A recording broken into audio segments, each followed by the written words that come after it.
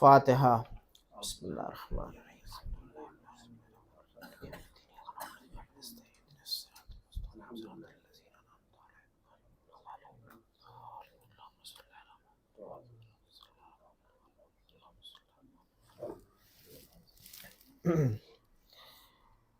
لا حول ولا قوة الا باللہ العلی العظیم۔ اعوذ باللہ من الشیطان اللعین الرجیم۔ بسم اللہ الرحمن الرحیم۔ الحمد للہ رب العالمین والصلاة والسلام علی سید الانبیاء والمرسلین، سیدنا و نبینا و شفیع المذنبین ابی القاسم مصطفیٰ محمد۔ اللهم صل على محمد وعلى محمد ثم الصلاة والسلام وعلى اہل بیتہ الطیبین الطاہرین المعصومین المظلومین، ولعنۃ اللہ علی اعدائہم وقتلتہم وغاصبی حقوقہم ومنکری فضائلہم ومصائبہم علیہ اجمعین۔ اما بعد، قال اللہ تبارک وتعالی فی کتابہ الکریم وقولہ الحق۔ بسم اللہ الرحمن الرحیم۔ ان اللہ لا یغیر ما بقوم حتی یغیروا ما بانفسہم۔ صلوات بھیجی بر محمد وعلی محمد۔ اللهم صل على محمد وعلى محمد۔ آپ حضرات سے گزارش ہے کہ ایک مرتبہ سورہ حمد اور 3 مرتبہ سورہ اخلاص کی تلاوت فرما کر جملہ مرحومین بالخصوص جن کی جانب سے اس مجلس کا انعقاد کیا ہے ان کی روح کے لیے ایک سورہ فاتحہ ارسال کر دیں۔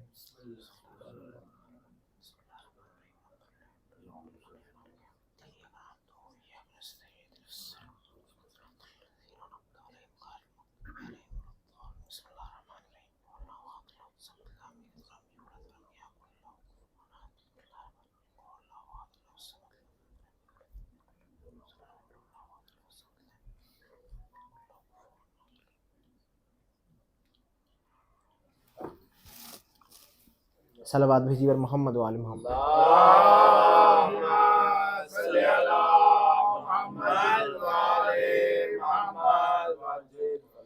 عزیزان گرامی، قرآن کی جس آیت کو میں نے اس مجلس کا عنوان سخن قرار دیا ہے، اس آیت میں خداوند متعال ارشاد فرما رہا ہے ان اللہ لا یغیر ما بقوم حتی یغیروا ما بانفسہم۔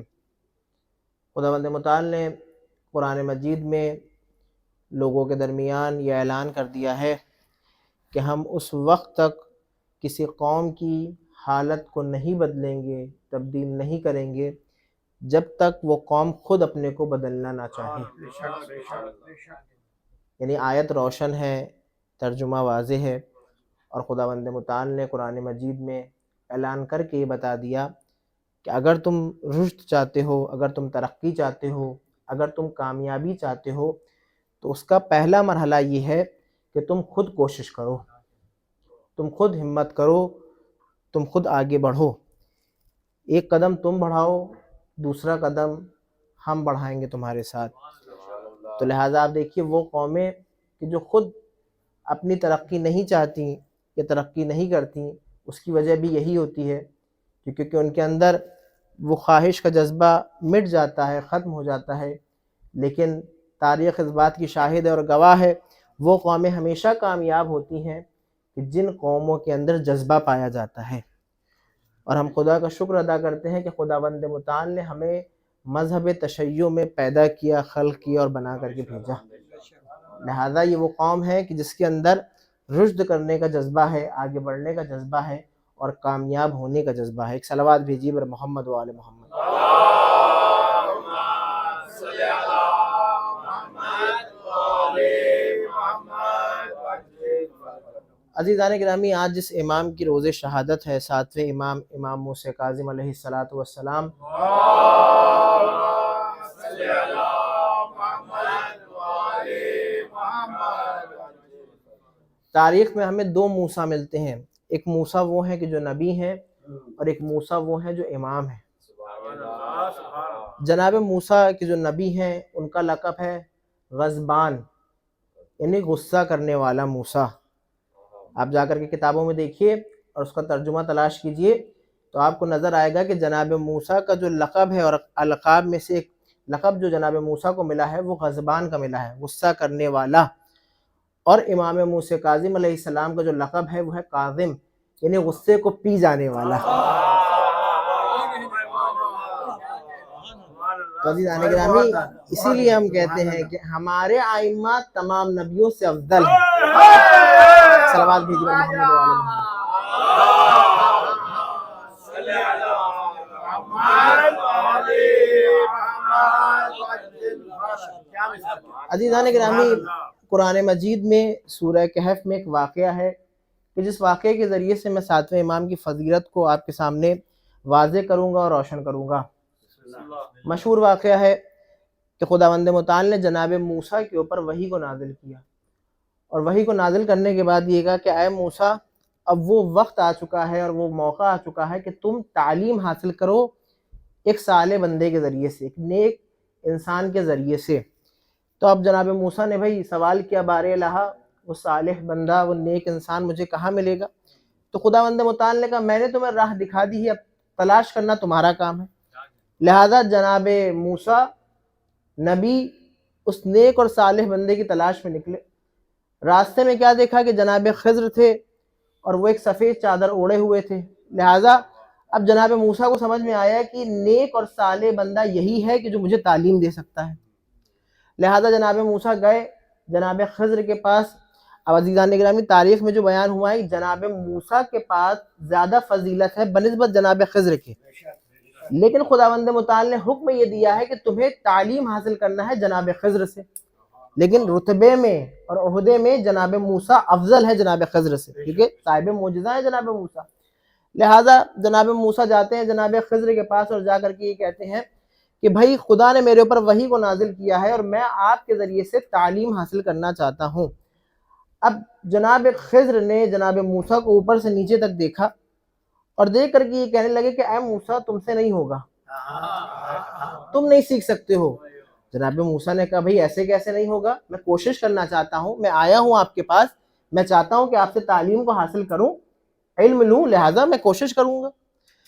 تو جناب خضر نے یہ کہا کہ بھئی ٹھیک ہے، تم کہتے ہو تو تم میرے ساتھ آ سکتے ہو، لیکن دیکھو دو چیزوں کا خیال رکھنا، ایک تو اس چیز کا خیال رکھنا کہ تمہیں سوال نہیں کرنا ہے، کچھ پوچھنا نہیں ہے، اور دوسرا اس بات کا خیال رکھنا کہ جو میں کروں اس کو بس دیکھنا۔ تو جناب موسیٰ نے کہا بس یہ دو شرطیں ہیں؟ کہا ہاں بس دو شرطیں ہیں، چلو میرے ساتھ۔ اب روایت یہ کہتی ہے کہ جناب موسیٰ جناب خضر کے ساتھ چلے، ایک ساحل آیا، ایک کنارہ آیا کہ جہاں پر ایک کشتی موجود تھی، جناب خضر بھی اس کشتی میں سوار ہوئے اور جناب موسیٰ بھی ان کے ساتھ کشتی میں سوار ہوئے۔ کچھ دور پہ ہی چلے تھے پانی پہ، تو کچھ دیر کے بعد جناب خضر نے اس کشتی میں ایک چھید کر دیا۔ اب جناب موسیٰ بھڑک گئے اور سوال کرنے لگے کہ بھئی اچھی بلی کشتی کہ جس کے اوپر ہم اور آپ سوار ہیں اور لوگ سوار ہیں، آپ نے اس کشتی میں سوراخ کر دیا اور چھید کر دیا، اب تو یہ کشتی برباد ہو گئی، بیکار ہو گئی، اب کس کام کی؟ اب جناب خضر ایک مرتبہ دیکھتے ہیں جناب موسیٰ کو اور کہتے ہیں کہ بھئی میں نے تم سے کیا کہا تھا، اگر تمہیں سیکھنا ہے تو خاموش رہنا ہوگا، سوال نہیں کرنا ہوگا، دیکھو اور سیکھو۔ خیر بات ختم ہو گئی، پھر کشتی سے اترے، پھر ایک بستی میں گئے، وہاں دیکھا دو بچے کھیل رہے تھے، ایک بچہ بہت ہی حسین و جمیل تھا، خوبصورت تھا، لہذا جناب خضر نے اس بچے کی گردن کو پکڑا اور توڑ دیا، گویا کہ وہ بچہ مر گیا۔ اب جناب موسیٰ کو جلال آیا، غصہ آیا، کیونکہ غصے والے تھے، لہذا کہنے لگے اے خضر یہ آپ نے کیا کیا، یہ بچہ کھیل رہا تھا، اتنا معصوم بچہ، اتنا پیارا بچہ، آپ نے اس کو مار دیا۔ پھر جناب خضر نے کہا موسیٰ میں نے تم سے کہا تھا، یاد ہے نا وہ شرط کہ تم میرے ساتھ اگر علم حاصل کرنا چاہتے ہو، تعلیم مجھ سے لینا چاہتے ہو، تمہیں خاموش رہنا ہوگا، سوال نہیں کرنا ہے۔ پھر جناب موسیٰ خاموش ہو گئے، لیکن دیکھتے رہے، گھورتے رہے جناب خضر کو کہ آخر یہ کر کیا رہے ہیں۔ پھر ایک جگہ پہ پہنچے، وہاں کچھ لوگ تھے، ایک بستی تھی، وہاں لوگوں سے جناب خضر نے یہ کہا کہ بھئی ہم بہت دور سے آئے ہیں، اگر کچھ کھانا مل جائے تو ہم سیراب ہو جائیں گے۔ تو بستی والوں نے انکار کر دیا، کہا بھئی ہم نے تو آپ کو انوائٹ نہیں کیا ہے، ہم نے تو آپ کو نہیں بلایا، آپ خود سے آئے، لہٰذا ہمارے پاس آپ کے لیے کھانا موجود نہیں ہے۔ اب وہاں پہ جناب خضر نے یہ دیکھا کہ ایک دیوار تھی کہ جو ٹیڑھی تھی اور کچھ ہی لمحوں میں گرنے والے تھی۔ جناب خضر جلدی سے آگے جاتے ہیں اور جا کر کے اس دیوار کو سیدھا کر دیتے ہیں، وہ اس دیوار کی تعمیر کر دیتے ہیں۔ اب جناب موسیٰ سے رہا نہیں گیا، پھر گئے، اے خضر ہم اس بستی میں آئے، ہم نے کھانے کا مطالبہ کیا، ان لوگوں نے انکار کر دیا، پھر یہ دیوار جو اس بستی میں موجود ہے یہ گر رہی تھی، کیا ضرورت تھی ٹھیک کرنے کی، کیا ضرورت تھی سیدھا کرنے کی؟ اب آیا جناب خضر کو غصہ، اور جناب خضر نے کہا اے موسیٰ بس یہیں سے تمہارا راستہ الگ ہے اور ہمارا راستہ الگ ہے، اب تم ہمارے ساتھ نہیں چل سکتے ہو، تم الگ جاؤ اور ہم الگ جائیں گے۔ اب جناب موسیٰ یہ کہتے ہیں کہ بھائی ٹھیک ہے، میں نے جو شرائط تھی ان کا خیال نہیں رکھا اور ان شرطوں کو توڑ دیا، لیکن مجھے یہ ماجرا بتائیے کہ آخر آپ نے کشتی میں سوراخ کیوں کیا، آپ نے اس بچے کو قتل کیوں کیا، اور آپ نے اس دیوار کو سیدھا کیوں کیا؟ اب جناب خضر یہ کہتے ہیں کہ بھئی دیکھو جس کشتی میں ہم سوار ہوئے تھے وہ کشتی 2 یتیم بچوں کی کشتی تھی کہ جس کشتی کے ذریعے سے ان یتیم بچوں کا کھانا اور پینا اور اس چیزوں کا انتظام ہو جاتا تھا، لہٰذا کچھ لمحوں کے بعد اگر وہ کشتی کچھ دور پہ پہنچتی تو کچھ ڈاکو آتے اور اس کشتی کو لوٹ کے لے جاتے، لہٰذا کیونکہ میں نے اس میں سوراخ کر دیا تھا اور ایک نقص ہو گیا تھا، لہٰذا اس بنا پہ ان ڈاکوؤں نے اس کشتی کو چھوڑ دیا اور ان بچوں کے لیے وہ کشتی محفوظ ہو گئی۔ اب اس بچے کو کہ جس کو میں نے مارا تھا اور قتل کیا تھا، وہ بچہ ظاہراً بہت خوبصورت تھا، حسین و جمیل تھا، لیکن بڑا ہو کر کے وہ اپنے ماں باپ کو قتل کر دیتا، لہٰذا اس سے پہلے میں نے اس بچے کو قتل کر دیا کیونکہ حکم الہی تھا۔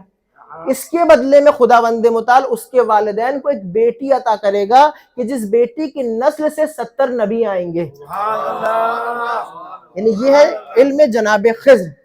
پھر جناب خضر کہتے ہیں کہ بھئی یہ دیوار جو گر رہی تھی یہ کچھ غریبوں کے خزانے اس دیوار کے نیچے چھپے ہوئے تھے، اور اگر اس دیوار کو میں سیدھا نہ کرتا تو کچھ ڈاکو آتے اور اس خزانے کو لے جاتے، لہٰذا اس بنا کے اوپر میں نے اس دیوار کو سیدھا کر کے اس خزانے کو محفوظ کر دیا۔ اب عزیزان گرامی نتیجہ یہ نکلا کہ جناب خضر کون ہے؟ جناب خضر ہے جناب موسیٰ کے استاد، اور امام موسیٰ کاظم ہے جناب خضر کے استاد۔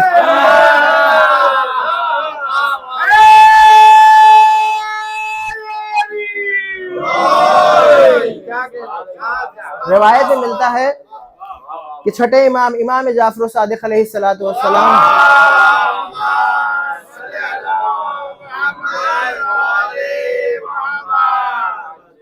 آپ نے 2 چیزوں کا انتظام کیا تھا اپنے زمانے میں۔ پہلی چیز یہ تھی کہ آپ نے ایک یونیورسٹی قائم کی تھی، ایک درسگاہ قائم کی تھی، اور دوسرا انتظام امام کی طرف سے یہ تھا کہ امام کا سفرہ اور دسترخوان عام تھا، یعنی عمومی دسترخوان تھا۔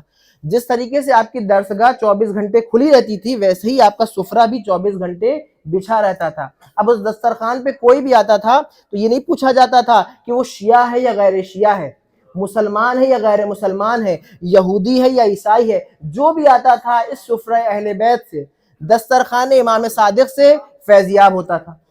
لہٰذا آپ کے ایک چاہنے والے آئے امام کی خدمت میں، چھٹے امام کی خدمت میں، اور آ کر کے یہ کہنے لگے اے فرزند رسول میں عمرے پہ جا رہا ہوں، کچھ سوالات ہیں میرے کہ جو میں آپ سے دریافت کرنا چاہتا ہوں اور پوچھنا چاہتا ہوں۔ تو امام نے فرمایا کہ بھائی یہ گہوارہ دیکھ رہے ہو، اس گہوارے میں ایک بچہ لیٹا ہوا ہے، اگر تمہارے سوالات ہیں تو اس بچے سے پوچھ لو۔ اب اس شخص ایک مرتبہ امام کو دیکھتا ہے اور دیکھ کر کے یہ کہتا ہے کہ اے فرزند رسول یہ بچہ بھلا میرے سوال کے جوابات کیا دے گا؟ تو امام جواب یہ دیتے ہیں کہ یہ کوئی عام بچہ نہیں ہے، یہ حجت الہی ہے، یہ اللہ کی حجت ہے تم پر بھی اور تمام لوگوں پر بھی، جاؤ سوال کرو۔ اب وہ شخص آتا ہے اس گہوارے کے نزدیک کہ جس میں چھوٹے سے 7ویں امام امام موسیٰ کاظم علیہ السلام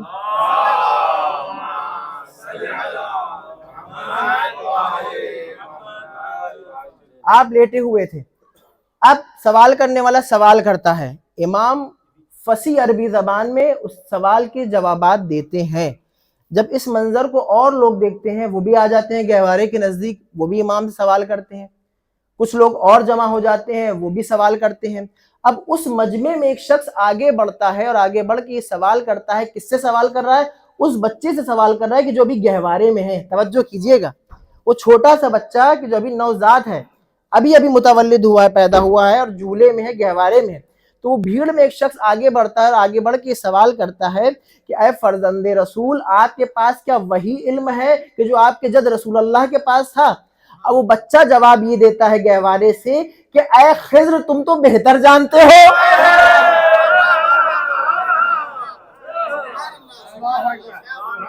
تو نتیجہ یہ نکلا کہ امام موسیٰ کاظم وہ ہیں کہ جو جناب خضر نہیں بلکہ 1,23,999 نبیوں کو پڑھاتے ہیں۔ ایک صلوات بھیجی پر محمد و آل محمد۔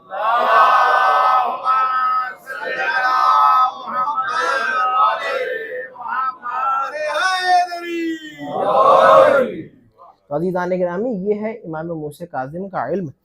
امام کی زندگی ظاہراً 14 سال قید خانے میں گزری، زندان میں گزری، لیکن عزیزان گرامی ان 14 سالوں میں امام موسیٰ کاظم علیہ السلام نے بہت بڑے بڑے کام کر دیے۔ آپ کے جو چاہنے والے تھے، یعنی سب سے زیادہ جو شیعت کی تبلیغ ہوئی ہے وہ 7ویں امام کے زمانے میں ہوئی ہے۔ اب لوگ سوال کر سکتے ہیں کہ بھئی یہ کیسے ممکن ہے؟ کیونکہ امام کی آدھے سے زیادہ زندگی جو گزری ہے، امام 55 برس اس دنیا میں رہے، کہ جس میں 35 برس ظاہراً آپ امام وقت رہے اور جس میں 14 برس آپ قید خانے میں رہے۔ تو کیسے ممکن ہے کہ امام کے زمانے میں سب سے زیادہ شیعت کی تبلیغ ہوئی ہے؟ کیونکہ امام نے ہر علاقے میں اور ہر ملک میں اور ہر جگہ پہ اپنا ایک نمائندہ بنا رکھا تھا، کہ جس کو امام وقتاً بوقتاً اپنے پیغامات بھجواتے رہتے تھے اور یہ کہتے تھے کہ تم ہماری تعلیمات کو لوگوں کے درمیان عام کرو، جس کا نتیجہ یہ ہوا کہ بغداد میں، نجف میں، کربلا میں، مشہد میں اور قم میں شیعوں کی اکثریت بڑھ گئی۔ لہذا یہی وجہ بنی تھی کہ لوگ بغاوت کے اوپر اتر آئے، اور نتیجہ یہ ہوا کہ اتنے شیعہ ہو گئے تھے کہ 8ویں امام کے زمانے میں خلیفہ کو لوگوں نے مجبور کر دیا تھا کہ آپ کو ولی عہد بنا دیں۔ صلوات بھیجی پر محمد و آل محمد۔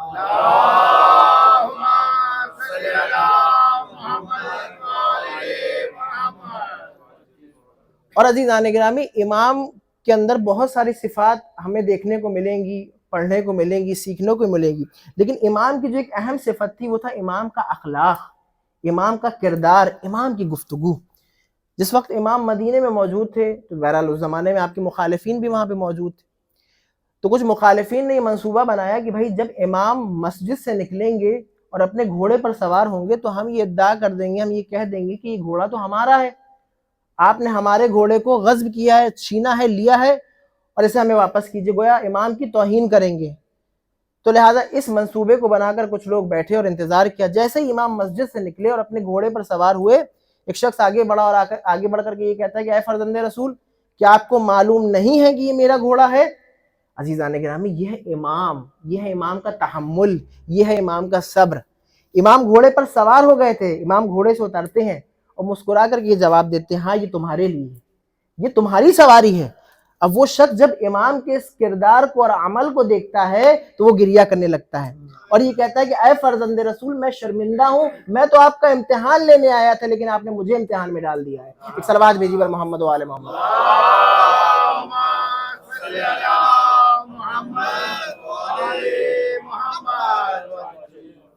اور عزیزان گرامی، امام کا اخلاق دیکھیے، اس زمانے میں خاص طور سے ہمارے درمیان یعنی ہمارے معاشرے میں اخلاق نام کی چیز ختم ہو رہی، دھیرے دھیرے ختم ہو رہی ہے۔ آپ دیکھیے بہت کم آپ کو اخلاقی لوگ نظر آئیں گے، پرانے بزرگ جو ملاقات کرتے ہیں یا ملتے ہیں ان کے اندر اخلاق پایا جاتا ہے، لیکن اس زمانے میں اکثریت کے اندر اخلاق آپ کو نظر نہیں آئے گا۔ لوگ انتظار کرتے ہیں کہ فلاں انسان ہمیں دیکھے تو ہم سلام کریں گے، لوگ انتظار کرتے ہیں کہ فلاں انسان ہمیں نظر میں بلائیں تب ہم جائیں گے، لوگ انتظار کرتے ہیں جب مجلس کا انویٹیشن آئے گا تب ہم مجلس میں شرکت کریں گے۔ نہیں عزیزان گرامی، یہ مجلس عزائے امام حسین علیہ السلام ہے، نہ تیرا ہے نہ میرا ہے، یہ حسین ابن علی کا ہے۔ صلوات بھیجی پر محمد و آل محمد۔ اللہم صلی علی محمد و آل محمد۔ لہٰذا اگر ہم دنیا میں ان چیزوں کا خیال نہ رکھیں گے تو عزیزان گرامی آخرت میں ہمیں بڑا بھگتان بھگتنا پڑے گا۔ تب بھی ہم انتظار کر رہے ہیں کہ شاید اہل بیت علیہ السلام ہمیں جنت کی دعوت دیں گے، معلوم یہ ہو کہ سب جنتی جنت میں چلے گئے اور ہم انتظار کرتے رہ گئے۔ ایک صلوات بھیجی اور محمد و آل محمد۔ اللہم صلی علی محمد و آل محمد۔ تو عزیزان گرامی، بات 7ویں امام کے اخلاق کی ہو رہی ہے۔ امام کے ایک صحابی جن کا نام جناب علی ابن یقطین ہے۔ علی ابن یقطین کون ہے؟ آپ یہ کہہ سکتے ہیں کہ وہ اس زمانے کے ایک باشعور، ایک پڑھے لکھے اور ایک سنجیدہ انسان کہ جو ساتویں امام کے صحابی تھے، آپ کے شیعہ تھے، آپ کے چاہنے والے تھے، کیونکہ بہرحال باشعور انسان تھے، ایک پڑھے لکھے اور باصلاحیت انسان تھے، لہٰذا ہارون نے علی ابن یقطین کو دعوت دی، بلایا اور بلا کر کے ایک آفر دیا کہ بھائی ہم یہ چاہتے ہیں کہ تمہارے اندر صلاحیت موجود ہے، تم پڑھے لکھے انسان ہو، سنجیدہ انسان ہو، ہم یہ چاہتے ہیں کہ ہماری حکومت کی طرف سے تم کوفے کے گورنر بن جاؤ۔ تو جناب علی ابن یقطین نے جواب یہ دیا کہ بھائی دیکھو، میں ابھی فوری طور کے اوپر تمہیں جواب نہیں دے سکتا، مجھے کچھ وقت دو تو میں تمہیں اس کا جواب دوں گا کہ مجھے بننا ہے تمہارا نمائندہ یا نہیں بننا ہے۔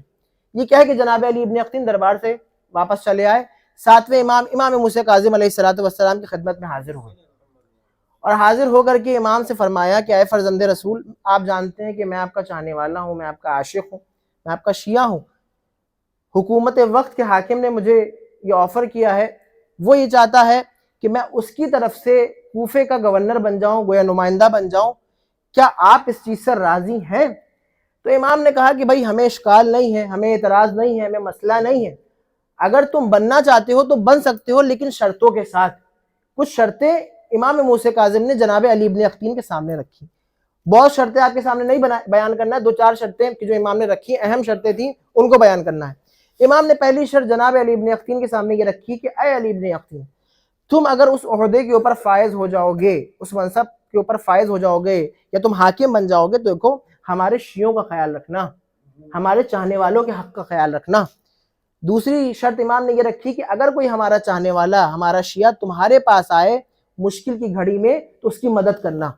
اور تیسری اور اہم شرط یہ رکھی کہ اے علی ابن یقطین، ہماری تعلیمات کو یعنی تعلیمات اہل بیت کو لوگوں کے درمیان عام کرنا۔ تو عزیزان گرامی، حقیقت یہ ہے کہ یہ شرائط کہ جو امام موسیٰ کاظم نے جناب علی ابن یقطین کے سامنے رکھی تھی وہ اس وقت تک محدود نہیں تھی، بلکہ آج تک باقی ہیں۔ امام یہ کہنا چاہ رہے ہیں کہ جو ہمارا شیعہ ہوگا، اگر وہ کسی منصب پہ پہنچ جائے گا، وہ کسی عہدے پہ پہنچ جائے گا، تو وہ ہمارے دوسرے شیعوں کا خیال رکھے گا۔ اگر ہماری کمیونٹی میں ایک انسان ایسا ہے کہ جو صاحب حیثیت ہے، صاحب ثروت ہے، مالدار ہے، تو اس کے اوپر واجب ہے اور فریضہ اس کا یہ ہے کہ وہ ان لوگوں کی مدد کرے کہ جو کمیونٹی میں کمزور لوگ ہیں۔ تیسری شرط، اگر انسان کسی منصب کے اوپر چلا جائے، کسی عہدے کے اوپر چلا جائے، کسی مقام کے اوپر چلے جائے، تو امام کے قول کے مطابق اور امام کی وصیت کے مطابق ہمیں یہ کرنا چاہیے کہ ہم اس عہدے کے ذریعے سے تعلیمات اہل بیت علیہ السلام کو لوگوں کے درمیان عام کریں، یعنی اپنے کردار کے ذریعے سے، اپنی گفتار کے ذریعے سے اور اپنے مال کے ذریعے سے۔ ایک صلوات بھیجیے بر محمد و آل محمد۔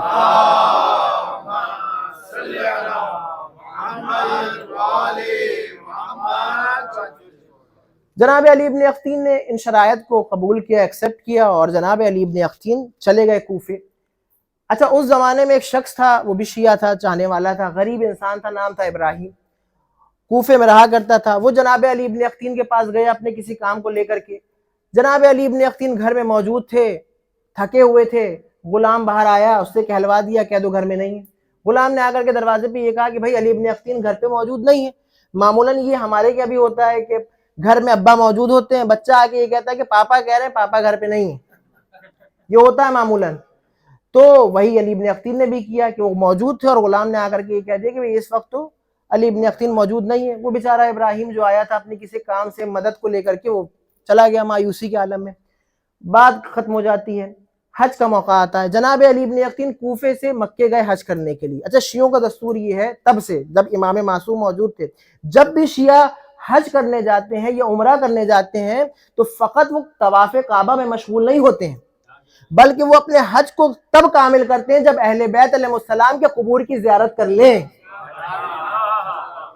یعنی یوں کہوں کہ شیعوں کا حج تب مکمل ہوتا ہے جب اہل بیت علیہ السلام کی قبروں کی زیارت ہو جاتی ہے، اور یہ ضروری ہے اور لازم ہے، کیونکہ سنت رہی ہے اس زمانے میں شیعوں کی کہ اس زمانے میں بھی جب امام معصوم خود موجود تھے تو شیعہ جاتے تھے مکے عمرہ کرنے یا حج کرنے، اور آخر میں یا پہلے اہل بیت علیہ السلام کی زیارت کیا کرتے تھے۔ تو علی ابن یقطین نے بھی اپنے حج کو مکمل کیا اور مکے سے مدینے تشریف لائے تاکہ امام سے ملاقات کریں، امام کی زیارت کر لیں۔ اب جب پہنچے امام کے دروازے پہ علی ابن یقطین، تو جس طرح سے علی ابن یقطین نے اپنے غلام کو دروازے پہ بھیجا تھا اور یہ کہا تھا کہ بھائی گھر پہ موجود نہیں ہے، جیسے ہی علی ابن یقطین نے دق الباب کیا، کھٹکھٹایا، تو امام کا غلام باہر آیا اور کہتا ہے اے علی ابن یقطین، امام تم سے ملاقات نہیں کرنا چاہتے، امام تم سے نہیں ملنا چاہتے۔ اب علی ابن اختین اپنے زمانے کے اعلیٰ شیعہ محب اہل بیت کے عاشق، لہٰذا مایوس ہو گئے، گریہ کرنے لگے، امام کے دروازے پہ بیٹھ گئے، انتظار کرتے رہے کہ جب فرزند رسول آئیں گے تو میں ان سے سوال کروں گا، پوچھوں گا، ان کے پیروں کو پکڑ لوں گا۔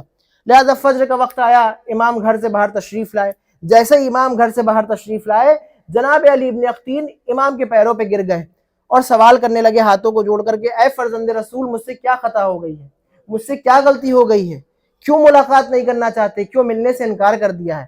اب امام فرماتے ہیں کہ اے علی ابن اختین، یاد کرو اس وقت کو کہ جس وقت میرا ایک شیعہ، میرا ایک غریب شیعہ تمہارے دروازے پہ آیا تھا اپنے کسی کام کو لے کر کے، تم گھر پہ موجود تھے، تھکے ہوئے تھے، لیکن تم نے منع کر دیا تھا ملنے سے، لہٰذا جب تک وہ نہ معاف کر دے میں تمہیں معاف نہیں کروں گا، میں تم سے ملاقات نہیں کروں گا۔ عزیزان گرامی، یہ ہے اہل بیت علیہ السلام، یہ ہے امام وقت۔ یعنی اس زمانے میں بھی ہم اس چیز کا خیال رکھیں کہ اگر ہمارے عمل کے ذریعے سے یا ہماری زبان کے ذریعے سے کسی شیعہ کا، کسی مومن کا دل دکھا ہے تو پہلے ہم اس کو راضی کریں، بعد میں زمانے کے امام کو راضی کریں۔ ایک صلوات بھیجی بر محمد و آل محمد۔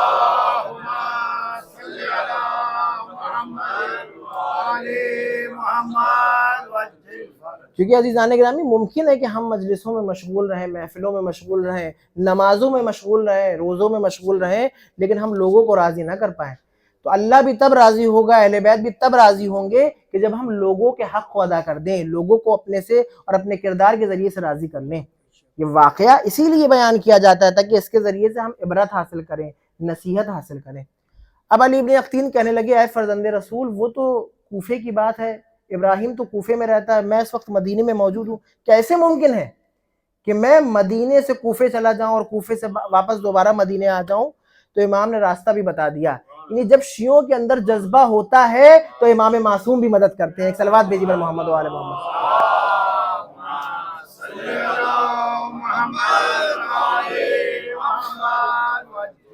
امام نے فرمایا کہ بھائی دیکھو، رات کے وقت تم بقیع میں جانا، وہاں تمہیں ایک سفید گھوڑا نظر آئے گا، اس گھوڑے پہ سوار ہونا اور لمحوں میں تم مدینے سے کوفے پہنچ جاؤ گے۔ اب عزیزان گرامی، امام نے ایک صحابی کے لیے یہ کہا کہ تم ایک گھوڑے پر سوار ہونا، لمحوں میں، یعنی لمحوں میں تم مدینے سے کوفے پہنچ جاؤ گے، تو یہ تو صحابی کے لیے کہہ رہے ہیں، یہ صحابی کا مرتبہ ہے کہ جو امام سے منسوب ہو گیا ہے، اور خود امام کا مرتبہ کیا ہوگا؟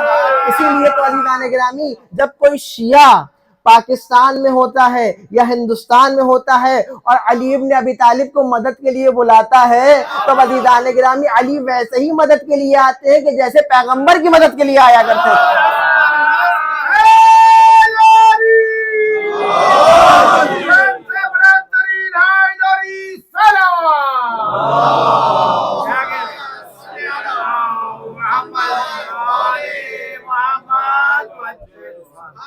لہٰذا امام نے جیسا دستور دیا تھا، علی ابن اختین نے اس دستور کے اوپر عمل کیا۔ آپ بقیع میں گئے اور دیکھا آپ نے سفید گھوڑا سامنے موجود ہے، اس گھوڑے پر سوار ہوئے لمحوں میں مدینے سے کوفے آ گئے اور اس جگہ کے اوپر آئے کہ جہاں پر ابراہیم کا گھر تھا۔ لہٰذا رات کے وقت پہنچے، ابراہیم گھر میں موجود تھا، کھٹکھٹایا علی ابن اختین نے، سوال کیا کون ہے؟ علی ابن اختین نے جواب دیا کہ میں علی ابن اختین ہوں۔ اب ابراہیم اور گھبرا گیا کہ وقت کا گورنر میرے دروازے پہ آ گیا، رات کے وقت، مجھ سے کیا خطا ہو گئی، غلطی ہو گئی؟ لہٰذا ابراہیم باہر آتا ہے۔ اب جناب علی ابن اختین اس کے پیروں کو پکڑ لیتے ہیں اور پیروں کو پکڑ کے یہ کہتے ہیں کہ اے ابراہیم، تم ایک دن میرے پاس آئے تھے، میں گھر میں موجود تھا لیکن میں تم سے نہ مل سکا، لہٰذا جب میں امام سے ملنے گیا، امام نے بھی ملنے سے انکار کر دیا، جب تک تم مجھے معاف نہ کر دو گے امام بھی مجھے معاف نہ کریں گے۔ اب ابراہیم گھبرایا، کہا میں نے آپ کو معاف کیا، آپ جائیے۔ کہا نہیں، ایسے نہیں، میں اپنے رخسار کو زمین پہ رکھتا ہوں، تم اپنے پیر کو میرے دوسرے رخسار پہ رکھو۔ اب جیسا جناب علی ابن اختین نے کہا، ابراہیم نے ویسا کیا۔ کہا کہو کہ تم نے معاف کر دیا۔ ابراہیم نے کہا میں نے آپ کو معاف کر دیا۔ جناب علی ابن اختین دوبارہ گھوڑے پر سوار ہوتے ہیں اور کوفے سے مدینے آ جاتے ہیں۔ جیسے ہی مدینے پہنچتے ہیں، کیا دیکھتے ہیں کہ سامنے امام وقت موجود ہے اور مسکرا رہے ہیں، میرے شیعہ نے تمہیں معاف کر دیا، میں نے بھی تمہیں معاف کر دیا۔ صلوات بھیجی پر محمد و آل محمد۔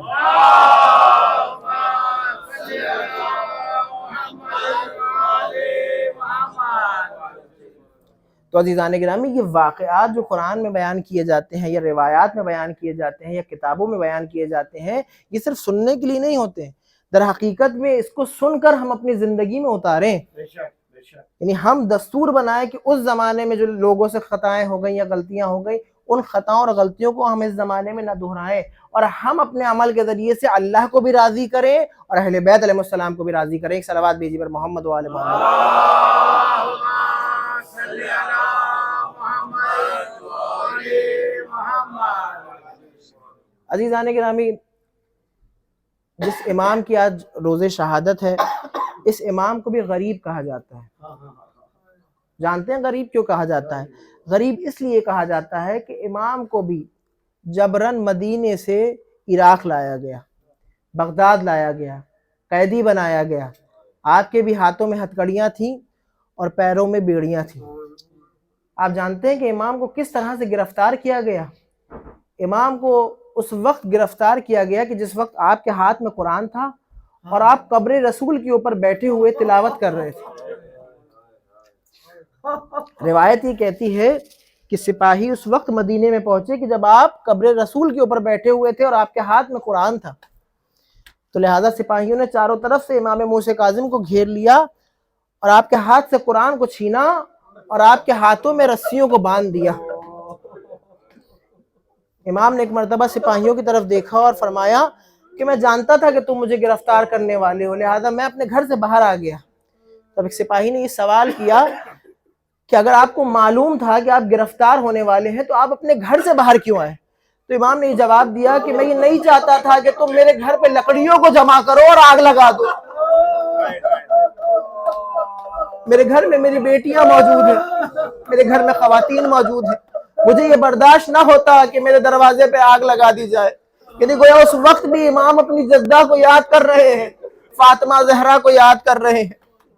روایت یہ کہتی ہے کہ سپاہیوں نے امام کے ہاتھوں میں رسن کو باندھ دیا اور ایک مرتبہ امام کے ساتھ ساتھ چلنے لگے۔ امام نے فرمایا کہ مجھے پتا ہے کہ میں اب دوبارہ مدینے واپس نہیں آؤں گا، لہٰذا مجھے اتنی مہلت دو کہ میں اپنی بیٹیوں سے ملاقات کر لوں، میں ایک مرتبہ اپنی بیٹیوں سے مل لوں۔ سپاہی کہتے ہیں کہ نہیں، ہم آپ کو اجازت نہیں دے سکتے، اجازت صرف ہم ایک شرط پہ دیں گے کہ کوئی آپ کی ضمانت لے۔ روایت یہ کہتی ہے کہ مسلمانوں کا ہجوم تھا، امام نے دائیں جانب دیکھا، مسلمانوں نے اپنے سر کو جھکا لیا، بائیں جانب دیکھا، مسلمان مڑ گئے۔ ایک مرتبہ ایک یہودی تھا کہ دوڑتا ہوا آیا، آ کر کے سپاہیوں سے یہ کہنے لگا کہ اس شخص کی ضمانت میں لیتا ہوں، اس شخص کو اس کی بیٹیوں سے مل لینے دو۔ ایک مرتبہ سپاہی یہ کہتے ہیں کہ تم تو یہودی ہو، تم تو کلمہ گو نہیں ہو، تم تو مسلمان نہیں ہو، تم کیسے فرزند رسول کی ضمانت لے سکتے ہو؟ تو وہ یہودی یہ کہتا ہے کہ میں اتنے سالوں سے ان کا ہمسایہ ہوں، پڑوسی ہوں، آج تک میں نے ان کے گھر میں کسی خاتون کی آواز نہ سنی، آج مجھے معلوم ہوا کہ امام کی 18 بیٹیاں ہیں۔ یعنی اتنا شریف امام، اگر اسلام یہ ہے، اسلام کے رہنما ایسے ہیں، تو میں بھی مسلمان ہونے کے لیے تیار۔ روایت کہتی ہے کہ وہ یہودی بھی اسی وقت مسلمان ہو گیا۔ امام کو قیدی بنا کر کے عراق لایا گیا، 1 سال امام کو بصرہ میں رکھا گیا اور 13 سال امام کو بغداد کے قید خانے میں رکھا گیا۔ پہلے سال جب امام کو بصرہ کے قید خانے میں رکھا گیا، 1 سال گزر جاتا ہے، بصرہ کا حاکم ایک مرتبہ خط لکھتا ہے ہارون رشید کو کہ اے ہارون، تم جتنے قیدی چاہتے ہو اس قید خانے میں رکھ سکتے ہو، لیکن اس ایک قیدی کو یہاں سے لے جاؤ۔ اب ہارون یہ سوال کرتا ہے کہ اس ایک قیدی سے تمہیں کیا مسئلہ ہے، کیا مشکل ہے، کیا یہ تمہیں پریشان کرتا ہے، کیا یہ تمہیں ستاتا ہے؟ تو اب حاکم یہ کہتا ہے کہ نہیں، کوئی اذیت نہیں دیتا، نہیں پریشان کرتا ہے، نہیں ستاتا ہے، لیکن جب مغرب کا وقت آتا ہے تو یہ اپنے سر کو زندان کی دیواروں پہ مار کر کے الشام الشام الشام کہتا ہے، کہ جس کو سن کے بصرہ کی خواتین گریہ کرنے لگتی ہیں، پرندے اترنے لگتے ہیں، سپاہی رونے لگتے ہیں کہ انقلاب سا آ جاتا ہے۔